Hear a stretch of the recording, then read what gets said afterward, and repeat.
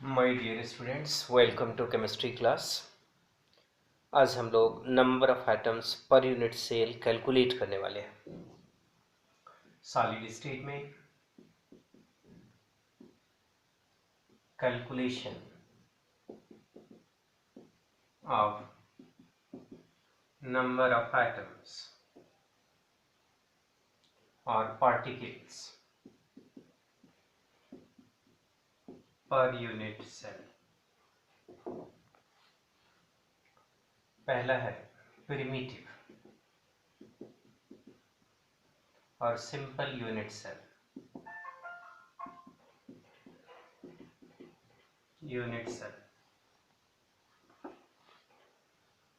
तो number of atoms इसमें निकालने का तरीका है कि प्रिमिटिव में प्रत्येक कॉर्नर पर एटम होते हैं और कॉर्नर का संख्या 8 होता है और एक कॉर्नर का कंट्रीब्यूशन 1/8 होता है। ये आपको ध्यान रखना होगा, कंसेप्चुअल पॉइंट है। 8 × 1/8, so 1 atom per unit cell simple unit cell में या प्रिमिटिव यूनिट सेल में होता है, सिंपल क्यूबिक यूनिट सेल में होता है। सेकेंड है इन BCC। BCC means body centered. If it is body centered cubic unit cell, then the rank means number of atoms per unit cell, which is denoted by Z. Z is the number of atoms per unit cell. So 8 × 1/8, प्रत्येक corner में corner का संख्या 8 होता है, प्रत्येक corner पर particles या item होते हैं और कॉर्नर का कंट्रीब्यूशन 1/8 होता है और 1 in its body. So 2 atoms per unit cell will be present in BCC. Third is in FCC, face centered cubic unit cell में क्या होता है कि Z for FCC is equal to 8 × 1/8. This is common in all, क्योंकि corner 8 होते हैं और 1/8 plus, और फेस सेंटर्ड में 6 फेस होता है किसी क्यूब में और एक फेस पर जो एटम होते हैं उसका contribution 1/2. So 4 atoms per unit cell will be available in FCC. And the fourth is and last one is in ECC, in centered unit cell or in centered unit cell. So Z is equal to 8 × 1/8 तो होगा ही, ये common है, plus दो opposite face के centre में present होता है, तो ये आपका आ गया कितना, 2 atoms per unit cell. This is an important calculation. Primitive में 1 एटम, BCC में 2 एटम्स, FCC में 4 एटम्स एंड ECC में 2 एटम्स पर यूनिट सेल होता है. इस तरीके से हम लोग कैलकुलेशन करते हैं. इसको एक डायग्राम के थ्रू भी देख सकते हैं कि लाइक दिस, ये अगर क्यूबिक है अरेंजमेंट है तो यहाँ कॉर्नर्स 1 हुए, 2 हुए, 3 हुए और ये 4 हुए. 4 इसी तरह से नीचे भी होगा, 5, 6, 7 और 8. तो 8 कॉर्नर हैं और एक कॉर्नर पर जो एटम होते हैं वो 1/8 उसका कंट्रीब्यूशन होता है, वो शेयर होता है उसके बीच. तो 8 अगर कटेगा तो 1 एटम आएगा. सिमिलरली ये कॉमन जो है इसी के कारण होता है, कॉर्नर्स जो है सारे में 8 है और बॉडी सेंटर्ड में एक उसकी बॉडी में प्रेजेंट होता है, तो अगर ये बॉडी में प्रेजेंट होगा तो ये +1 हो जाएगा. फेस सेंटर्ड में 6 फेस होता है, किसी भी क्यूब में 6 फेस होता है. तो इस तरीके से अगर आप 6 फेस की बात करें, इस तरीके से हम दिखा सकते हैं. कॉर्नर्स 1, 2, 6 फेस कौन कौन है, 1, 2, इस तरीके से हम लोग 1, 2, 3, 4, 5, 6 अपोजिट फेस को हम लोग कंसीडर करते हैं, तो 6 हुआ. इस तरीके से 8 × 1/8 plus 6 into 1 by 2, so 4 atoms per unit cell. In ECC, Z is equal to 8 into 1 by 8 plus 2 into 1 by 2, so 2 atoms per unit cell. Now this is the calculation. इस पर ढेर सारे न्यूमेरिकल्स पूछे जाते हैं. Calculation formula of the compound from occupancy and the number of particles per unit cell. So let us see one question over it. Number of particles per unit cell से related हम लोग एक दो question देखें, इसका nature question का कैसा होता है. और ये नीट एग्जाम में सबसे ज़्यादा बार सॉलिड स्टेट से ये क्वेश्चन पूछा है. Let us see the question. A compound containing atoms A and B crystallizes in cubic structure. A compound containing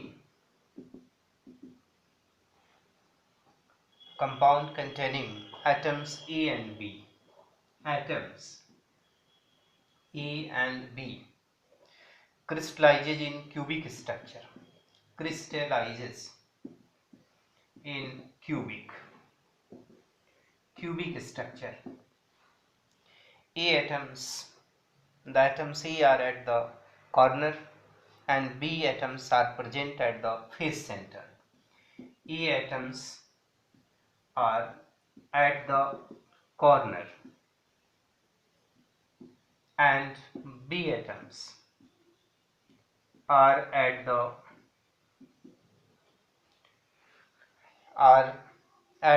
face center. So are at the face center. What is the formula of the compound?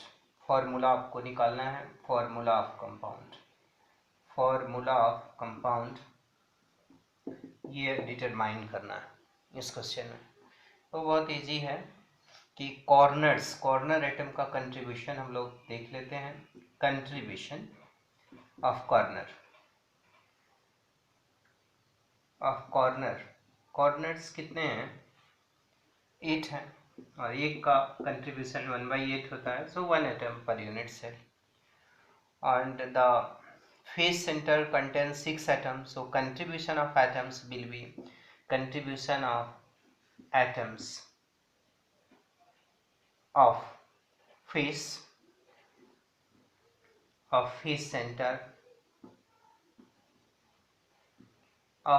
center will be, face होते हैं 6, एक का contribution 1/2 होता है face का contribution. तो इस तरीके से 3 हुआ. तो A एटम्स का कंट्रीब्यूशन 1 है, तो A1 फॉर्मूला जो उस कंपाउंड का रिक्वायर्ड फॉर्मूला होगा. Therefore formula of the compound will be A1B3. So it should be written AB3. In this way we can solve on this type of question. फिर से हम लोग इसको समझते हैं कि एक कोई क्यूबिक अरेंजमेंट है, क्यूब की तरह क्रिस्टलाइज होता है लाइक दिस. इसको मिला देता हूँ लाइक दिस. प्रत्येक कॉर्नर पर 1 2 3 4, कॉर्नर पर 1 2 3 4, 4 ऊपर कॉर्नर है, 4 नीचे कॉर्नर है. तब क्या होता है कि ये कॉर्नर पर एक एक एटम प्रेजेंट है. तो 8 कॉर्नर है तो 8 इंटू 1/8 और 6 फेसेस होते हैं किसी भी क्यूब में, तो 1/2 इसका कंट्रीब्यूशन. तो ए एटम्स का संख्या ये हुआ, बी एटम्स का संख्या ये हुआ. तो फॉर्मूला दोनों को मिलाकर हम लोग लिखते हैं. Therefore the formula of the compound would be AB3.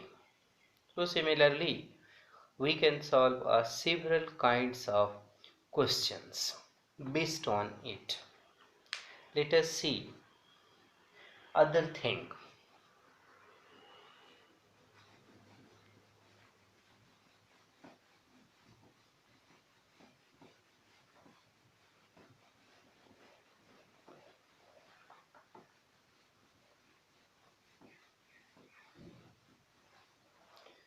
My dear students, Now we will see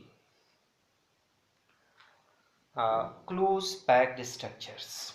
अब हम लोग जो स्टडी करने वाले हैं वह सॉलिड स्टेट में क्लोज पैक्ड स्ट्रक्चर है। Close packed structure, close packed structure क्या होता है? The constituent particles are closely packed in solids and there is minimum space between the particles. These structures are called closed packed structures. If we consider particles as hard sphere which are in contact with each other, close packing one dimension में possible हो सकता है, close packing two dimension में भी होता है। That includes a square close packing and hexagonal close packing, three dimension में close packing. So we will see one by one the close packing in one dimension. Close packing क्या होता है? तो solid में पार्टिकल्स क्लोजली पैक्ड होते हैं, इस तरीके से पैक्ड होते हैं कि उसके बीच मिनिमम स्पेस हो। पार्टिकल्स जो सॉलिड में प्रेजेंट होता है लाइक दिस, और कम से कम उसके बीच जगह बच पाता है, और इसी स्ट्रक्चर को क्लोज पैक्ड स्ट्रक्चर के नाम से जाना जाता है।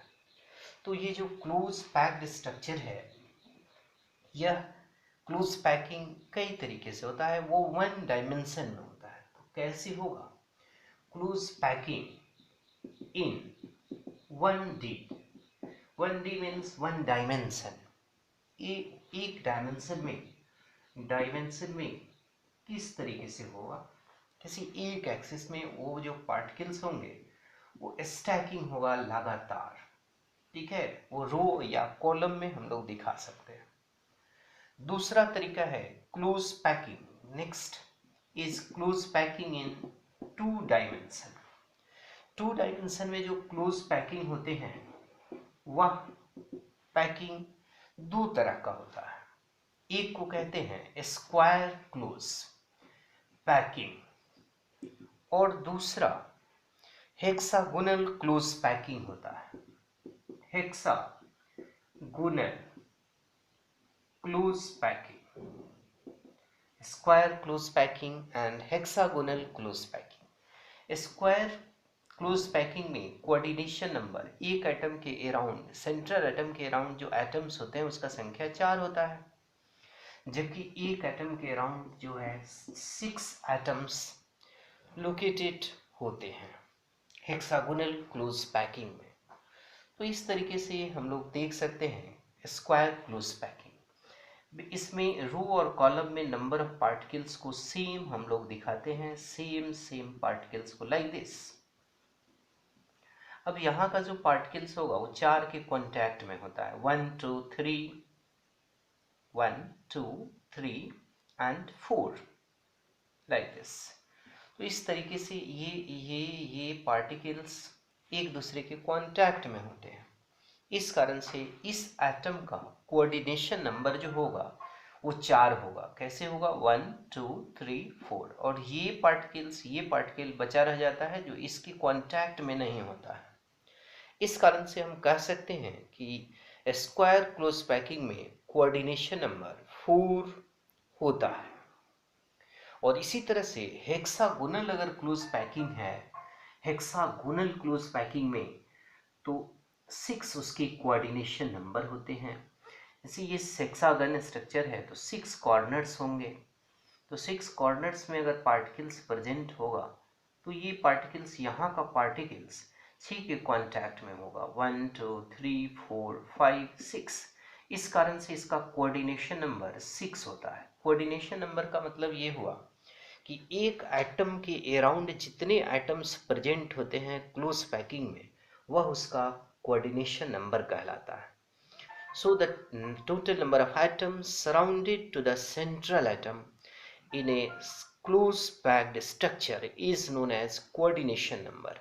तो हम लोग इस तरीके से कोऑर्डिनेशन नंबर को डिफाइन कर सकते हैं। कोऑर्डिनेशन नंबर अगर पूछा जाए कि स्क्वायर क्लोज पैकिंग में कितना होता है तो 4, हेक्सागोनल क्लोज पैकिंग में कोऑर्डिनेशन नंबर कितने होते हैं? तो 6। वन डायमेंशन में अगर पूछा जाए कि कितने होंगे, तो यहाँ का जो पार्टिकल्स होगा इधर के कांटेक्ट में भी है, इधर भी, तो इस कारण से हम कह सकते हैं कि इसका जो कोऑर्डिनेशन नंबर होगा वह 2 होगा in one dimension. Now we will see close packing in 3 dimension. तो 3 डायमेंशन में जो है वह कई तरीके से क्लोज पैकिंग होता है। We will see one by one close packing in 3 dimension.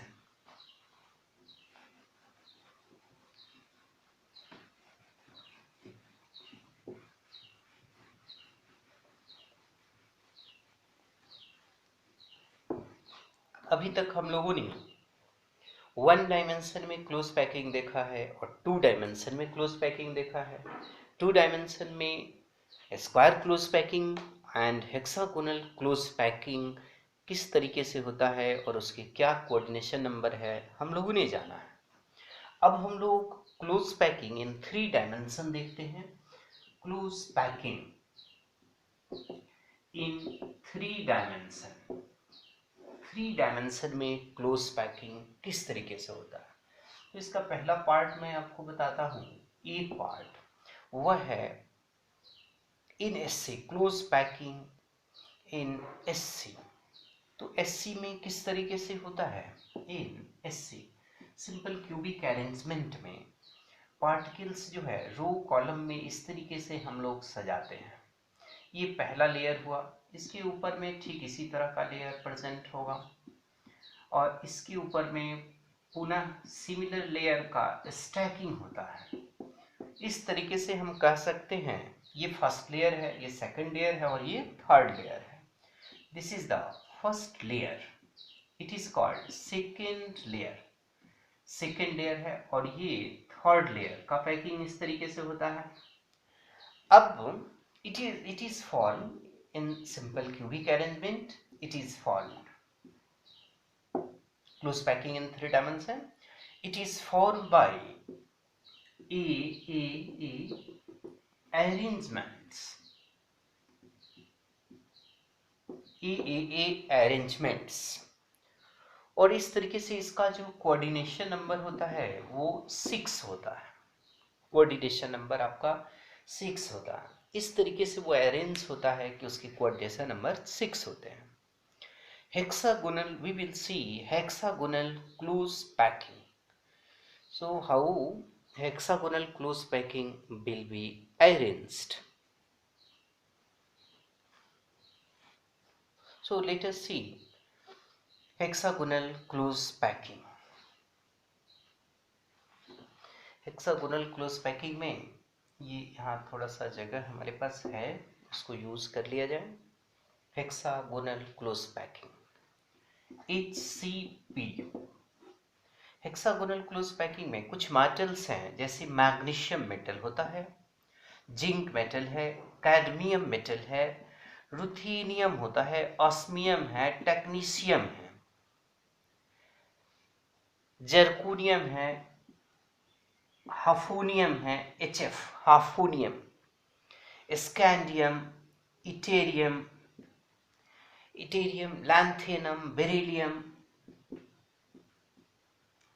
इसके अलावा helium, transition metals and beryllium and magnesium, ये सब हेक्सागोनल क्लोज पैकिंग ये शो करता है, इसमें ये प्रेजेंट होता है। हेक्सागोनल क्लोज पैकिंग होते हैं। सो आप याद रख सकते हैं इन शॉर्ट ट्रांजिशन मेटल्स जो भी होंगे एंड उसके साथ में बेरिलियम एंड मैग्नीशियम, ये हेक्सागोनल क्लोज पैकिंग शो करता है, उसमें हेक्सागोनल क्लोज पैकिंग देखा जाता है। 3D hexagonal close packing structure can be generated by placing layers one above the other. The first layer is laid down with the minimum wastage of space. Dear students, the particles in every second row are seated in the depression between the particles of first row. The particles in third row is similar to first row. आपको ये बात समझ में आया होगा कि hexagonal close packing में किस तरीके से पार्टिकल्स अरेंज होते हैं। पहला जो लेयर बनता है वो पहला layer minimum wastage of space का पार्टिकल्स को आप सजा सकते हैं, और ठीक उसके ऊपर the particles in every second row are seated in the depression between the particles of first row. First row का जो पार्टिकल्स होगा उसकी डिप्रेशन में पार्टिकल्स को सजाते हैं। तो जब डिप्रेशन में पार्टिकल्स को सजाएंगे और फिर थर्ड रो सिमिलर होता है फर्स्ट रो की तरह, the particles in third row is similar to first row. So in 2 dimension the coordination number is 6, but in 3 dimension the coordination number is 12, and the percentage of free space is 26%. So let us see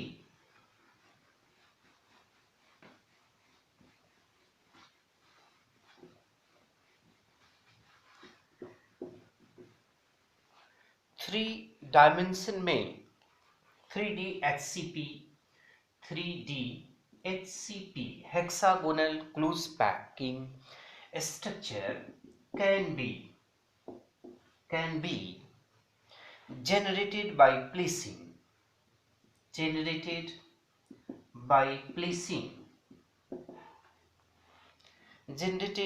placing layers